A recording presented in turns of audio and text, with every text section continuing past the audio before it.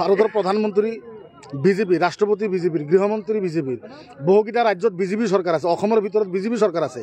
ইমান ডাঙৰ এটা চৰকাৰ থকা অৱস্থাতো যদি আজিও বাংলাদেশৰ পৰা মানুহ যদি অসমত আহি আছে, ইমান ডাঙৰ এটা চৰকাৰে কি কৰে? ঘাঁহ কাটি আছে কাচিৰি।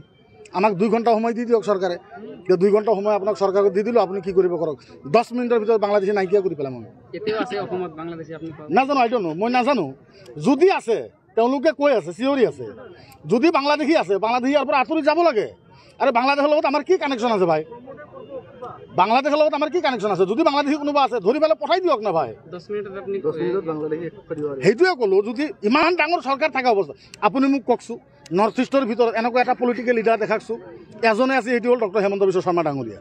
তেখেতে ইচ্ছা কৰিলে কি কৰিব নোৱাৰে? আচ্ছা আপোনালোকে কওকচোন, ইচ্ছা কৰে এনেকুৱা কোনো কাম আছে নেকি কৰিব নোৱাৰে? তেওঁ যে নিজেই কয় যে পৃথিৱীত এনেকুৱা কোনো কাম নাই যিটো কাম মই কৰিব নোৱাৰোঁ। বাংলাদেশৰ সমস্যাটো কিয় সমাধান কৰিব পৰা নাই? তাৰ মানে কি? তাৰ মানে হ'ল এইটোৱে, মুছলমানে নাম ল'লে, বিজেপিৰ বাংলাদেশীৰ নাম ল'লে, জোনাবৰ নাম ল'লে, টুপিৰ নাম ল'লে, দাড়িৰ নাম ল'লে, গো মাংসৰ নাম ল'লে লিডাৰ হোৱা যায়। মুছলমানক আপুনি যিমান টাৰ্গেট কৰিব আপুনি লিডাৰ হৈ যাব। কালিৰ পৰা আপুনি নিজে মুছলমানক টাৰ্গেট কৰিব, আপুনি লিডাৰ। ছিষ্টেমটো, পৰিৱেশটো এনেকুৱা হৈ আছে না, সেইটোও হ'ব নালাগে। আমি সদায়ে বিচাৰোঁ, এভৰি টাইম আমি বিচাৰোঁ যে অসমখন ভাৰতৰ ভিতৰত আটাইতকৈ ভাল ৰাজ্য হ'ব লাগে।